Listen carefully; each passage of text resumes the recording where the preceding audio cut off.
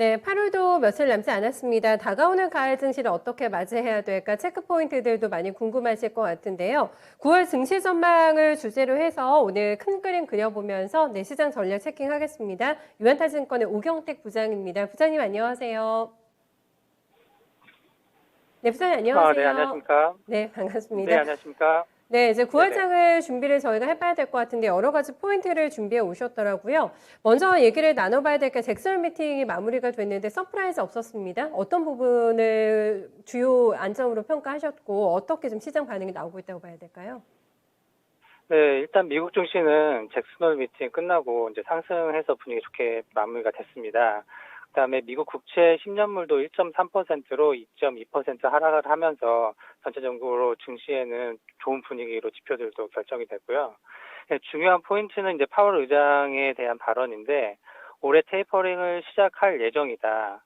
인플레 관련해서 상승은 좀 일시적이고 다만 고용 상황은 확인을 해야 된다. 이렇게 좀 언급을 했습니다.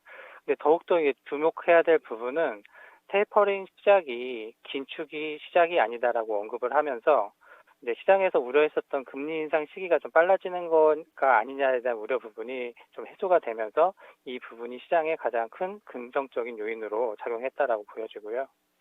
주요 내용을 이제 더 간단히 좀 살펴보면 올해 자산 매입 속도 감축이 적절할 수 있다 이렇게 언급을 했고 구체적인 계획 발표 시점은 아직 안 밝힌 상황입니다.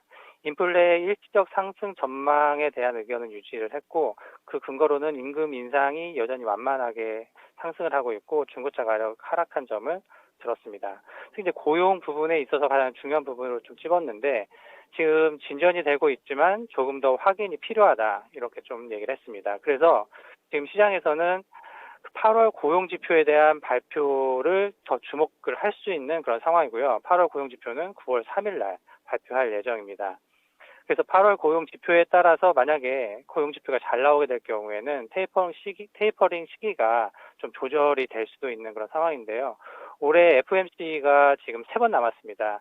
9월 20일, 22일에 9월 FOMC가 있고 11월 2에서 11월 3일, 그 다음에 12월 4일에서 12월 5일, 12월 FOMC가 이렇게 9월, 11월, 12월 남았습니다. 그래서 지금 시장에서는 이번에 그 잭슨홀 미팅 이후에 11월에 테이퍼링 계획이 발표될 거다 이렇게 예상을 하고 있는데 또 만약에 고용 지표가 잘 나오게 되면 9월에 FOMC도 나오지 않을까 이렇게 좀 예견하는 의견도 있습니다. 그렇군요. 결국에는 테이퍼링 시기는 유동적이라는 얘기가 될 것 같은데 8월 고용 지표가 좌우할 거라는 전망이 많습니다. 8월 고용 예상치 좀 어떻게 나오고 있을까요? 네, 지금 8월 미국 고용 지표가 9월 3일 날 발표될 예정인데요. 8월 비농업 부분 신규 고용이 75만 명 수준으로 예상을 하고 있습니다. 그러니까 전월에 94만 명 대비로는 둔화된 숫자여서 고용이 좀 회복이 좀 더딘 거 아니냐라고 볼 수도 있는데 다만 이제 최근 3개월 평균 신규 고용을 살펴봤을 때 80만 명대 수준입니다. 그래서 어느 정도 최근 3개월 평균 수준이기 때문에 좀 어느 정도 양호하게도 볼 수 있는 숫자라고 좀 보여지고 있고요. 최근에 이제 주간 실업수당 청구 건수가 35만 건 이하로 하향 안정화되고 있기 때문에 고용시장 회복에 대한 기대감이 좀 유효한 상황입니다. 그래서 만약에 그 예상치 75만 명 이상이 나오고 호전된 숫자가 나올 경우에는 아까 좀 전에 말씀드린 것처럼 시장에서는 12월 FOMC로 일단 생각하고 있지만 9월 FOMC도 나오지 않을까라는 부분으로 좀 시각이 또 바뀔 수도 있는 그런 상황입니다. 알겠습니다. 빠르면은 9월에도 가동 들어갈 수가 있겠다. 8월에 고용 데이터 굉장히 중요하게 시장에서 점검을 할 것 같습니다. 그렇다면 이제 테이퍼링을 언제 들어가든지 간에 9월이든 뭐 11월이든 언제는 들어가는 것만큼 확실해진 상황인데 그간의 좀 데이터도 궁금하고 테이퍼링 기간을 어느 정도나 잡고 좀 봐야 될까요? 네, 그래서 테이퍼링은 이제 계획 발표는 뭐 9월 FMC나 11월 FMC에서 열리지만 아마 테이퍼링을 시작하는 시점은 올해 12월로 예상을 하고 있습니다. 그래서 이제 과거에 2013년도, 14년도에 테이퍼링 국면이 10개월 정도 소요가 됐습니다. 그래서 올해 12월부터 그 시행을 하게 되고 매월 120억 달러에서 최대 150억 달러를 이렇게 축소할 걸로 좀 예상이 되고 있고요. 이런 추세로 하게 된다면 내년도 하반기, 뭐 9월이나 10월 정도에 종료될 가능성이 있습니다. 근데 또 일부 매파적인 연준 위원들은 내년 상반기에 종료 의견을 내기도 하는데요. 이는 이제 감축하는 그 규모를 월간 200억 달러 규모를 축소하는 걸로 얘기를 하면서 좀 더 내년도 상반기에 좀 마무리되고자 하는 의견이 있습니다. 근데 이제 내년도 그 테이퍼링 시기나 기간에 있어서도 일단은 FOMC를 통해서도 9월 FOMC를 통해서도 좀 가늠해서 전망을 해야 되는데 일단 점도표를 좀 봐야 될 것 같습니다. 일단 이 점도표에 대한 변화에서 지금은 시장에서 2023년도 금리 인상을 예상하고 있는데 2022년도에 금리 인상 가능성이 나타나는 점도표가 나왔을 경우에는 그 테이퍼링 속도가 그러니까 내년 하반기보다는 뭐 상반기에도 마무리될 수 있는 상황입니다. 그래서 9월 FOMC에 대한 점도표 확인도 중요한 사항으로 말씀드릴 수 있습니다. 그러니까 들어가는 시기도 유동적이긴 합니다만은 기간을 얼마로 잡고 속도 조절을 하느냐 그것도 시장에 굉장히 중요할 것 같은데 빠른 속도로 만약에 진행이 된다면은 또 큰 충격이 있을 것이기 때문에 긴축 발작도 어느 정도 감안을 해봐야 되지 않을까. 그것도 상당히 가변적이네요. 네, 유동성 있는 흐름으로 기간도 함께 짚어주셨습니다. 보통은 통상적으로요, 부장님, 테이퍼링이 끝나고 나서 이제 몇 달간의 간격을 두고 금리 인상이 시작될 거라고 보는 시각이 많은데 이런 분위기로 흘러간다고 하면은요, 네, 금리 인상 시기 어느 쪽으로 봐야 될까요? 일단 뭐 저희 한국은 뭐 8월 26일 날 금리 인상을 해서 0.75%까지 일단은 맞춰놨고 저희도 뭐 추가로 1%까지는 열어놓은 것 같아요. 근데 지금 미국 같은 경우는 이제 잭슨홀 연설을 통해서 나타났었던 부분은 지금 테이퍼링을 시작을 하지만 그 긴축은 아니다. 그래서 이제 금리 인상 시기는 아직 구체적으로 아예 논의를 안 하고 있는 그런 상황이기 때문에 이런 발언을 통해서 봤을 때는 적어도 2023년도이기 때문에 아직 금리 인상을 논의하지 않는 게 아닌가라고 하면서 2023년도를 일단은 예상을 하고 있는 그런 상황입니다.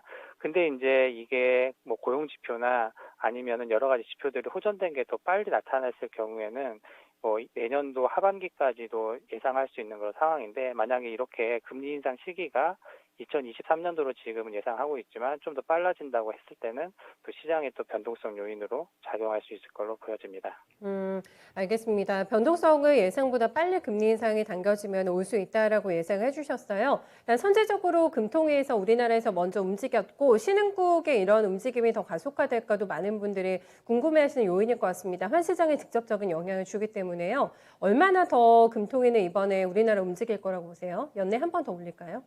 네, 지금 뭐 연내 한 10월 정도에 한 번 25bp를 올릴 걸로 예상이 돼서 뭐 연내 한 1% 정도를 좀 기준금리를 만들려고 하는 것 같습니다.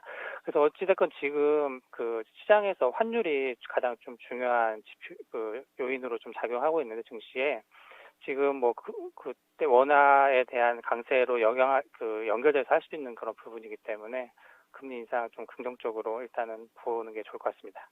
신흥국 전반의 움직임은 어떻게 있을 거라고 보세요? 지금 신흥국은 이제 신흥국마다 조금 다른 그런 움직임인 것 같은데 지금 달러와 이제 강세가 지금 진행이 되고 있으면서 조금 이렇게 조정을 보이고 있지만 각 신흥국마다 달러 부채의 규모에 따라서 좀 영향을 좀 많이 받을 것 같습니다. 그래서 부채가 많은 국가 같은 경우는 아무래도 그 달러 강세의 영향으로 부채가 좀 증가되는 그 효과 때문에 그쪽 부분 좀 통화가 약세를 볼 가능성이 있고 그 달러 부채 적은 뭐 신흥 같은 경우는 오히려 강세로 갈 수 있는 그런 요인으로 작용할 것 같습니다. 알겠습니다. 각국의 상황에 맞게 포지션의 조정이 있을 거라고 봐주셨고요. 어쨌든 연준에서 돈 풀기 수도꼭지는 곧 잠글 것 같습니다. 긴축 발작이 나오게 될지 아닐지는 조금 더 상황을 두고 봐야 될 것 같은데요. 선제적인 신흥국 쪽의 움직임이 있을 것 같아가지고 그 대응도 포인트로 얘기해 주셨습니다. 그러면 한번 큰 그림을 그려볼까요, 부장님? 어떻게 그려주시겠어요? 네, 오늘 이제 뭐 저희 시작할 때 시장 분위기가 좀 좋았는데 네. 시장은 지금 뭐 잭슨홀 미팅에서 이제 파월 의장이 발언해서 가장 좀 긍정적으로 본 게 지금 테이퍼링을 시작하더라도 긴축도 아니고 금리 인상도는 아직은 시기적으로 아니다라고 언급을 하면서 좀 유동성 장세가 올해는 좀 지속될 수 있는 그런 상황으로 좀 보여지고 있는 그런 상황입니다.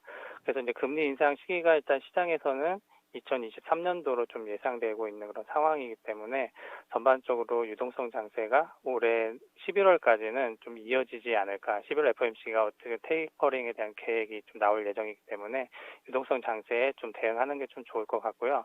또 오늘 보니까 외국인이 아직까지는 좀 매도 스탠스를 좀 유지하기 때문에 어느 정도 좀 개별 종목 위주로 좀 접근하는 것도 좀 현 시점에서는 유효할 것 같습니다. 네, 유동성 시장이 유지가 되는 한 어떤 쪽에 대한 집중도를 높여야 될까라는 또 숙제도 안고 있는 상황인데 유동성 시장에서는 어떤 쪽을 보는 게 유리할까요? 지금 가장 중요한 건 이제 외국인이 이제 환율 안정화, 원화 강세의 흐름으로 간다고 했을 때는 좀 대형주로 사는 게 좀 맞을 것 같고요. 외국인들이 매수하는 대형주로 매수하는 게 맞을 것 같고, 그 외에 이제 외국인 매수가 좀 주춤한다고 했을 때는 좀 개별주, 테마나 성장성, 그다음에 정책 관련주 중심으로 그 매수하는 게 좋은 전략일 것 같습니다. 네, 오늘 말씀 자세한 말씀 잘 들었습니다. 고맙습니다. 네, 감사합니다. 네.